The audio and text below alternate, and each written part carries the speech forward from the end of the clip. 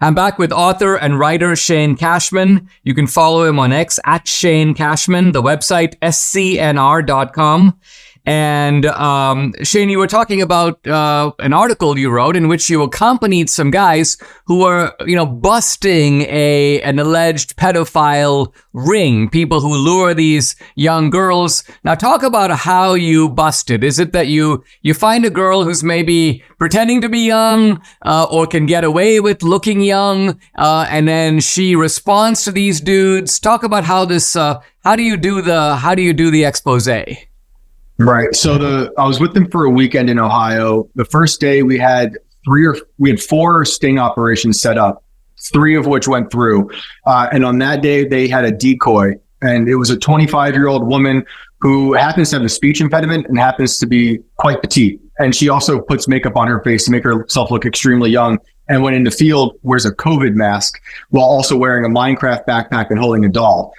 She spends her time on various social media websites, infiltrating communities of men, sometimes women, who are into trading this material and or finding minors in real life. And so she sparks up these conversations with these men of all backgrounds, all ages, rich, poor, people with great jobs, stuff like that.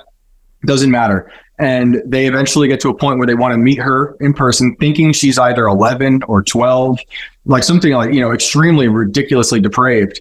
And we go out into the field with her, and she walks out the story starts out with a guy we call Henry.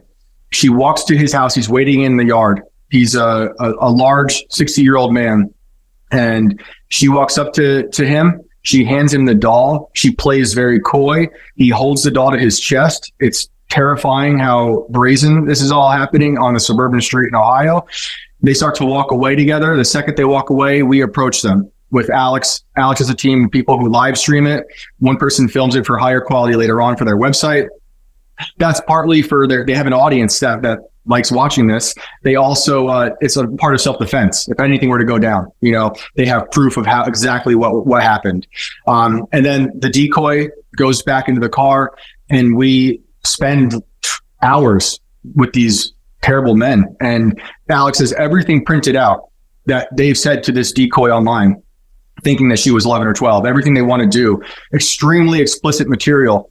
And Alex's goal is to get them to confess to having child pornography in their possession. In Ohio, it needs to be in their possession for them to be arrested. The second we get the confession on tape, we call the police. The police come, they see that it's they have the child material in their possession. They get arrested, and that's it. And we did that. Sometimes it takes 2 or 3 hours to kind of coax out these ridiculous confessions that are extremely hard to hear. And typically, what is the, I'm assuming that when these guys get exposed, they immediately go into a defensive mode, and they're either going to say, it wasn't me, or they are going to, I'm curious, I don't know the field enough to know what is the typical reaction of somebody, caught red-handed like this. Yeah, it's different for all of them, but there were things like a theme across a few that I saw. They attempt to have these loopholes of logic where they talk themselves out of it, like an animal trapped, and it's trying to free themselves, and it's trying all these ridiculous ways.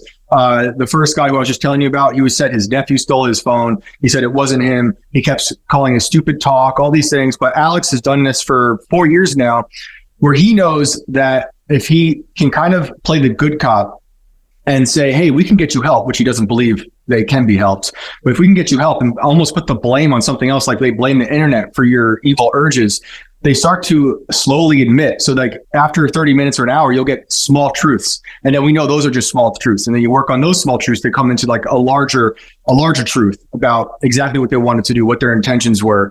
And then more often than not, these confessions of having this stuff in their possession.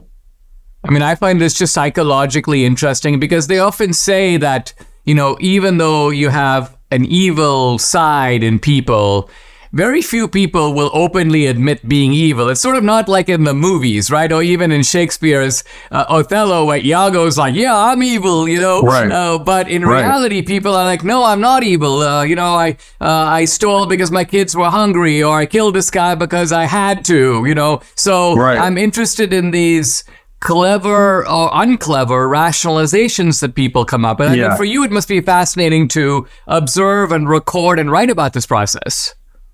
Yeah, it was extremely disturbing. You know, I spent hours in literal fields standing directly across from these men as they admitted to the most heinous urges and things that they'd wanted to do in real life to who they believe were minors. And it was such a casualness with the way they were speaking.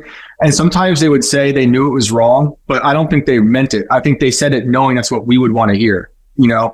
And then also on top of all that, two of the men had family either in the room with us at one point or in the house. And the family's reactions were also terrifying because in the one instance, the wife was not that concerned with the news she had just heard about her husband having a desktop on his computer in the middle of the house filled with all this material. She was more worried about the Wi-Fi router being taken by the police when the computer was confiscated and stuff like that. So maybe that was shock that she was in, or maybe she just wasn't that surprised that she'd been living with a monster this whole time. We'll be right back with writer Shane Cashman. Hey guys, I'd like to invite you to check out my Locals channel. I post a lot of exclusive content there, including content that's censored on other social media platforms.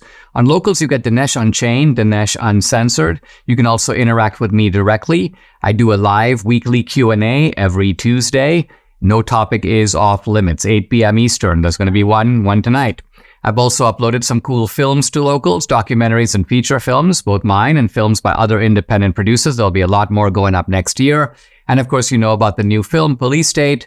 It's up on Locals, as is 2000 Mules. And if you're an annual subscriber, you can stream and watch all this content for free. So check out my channel. It's dinesh.locals.com. I'd love to have you along for this great ride. Again, it's dinesh.locals.com.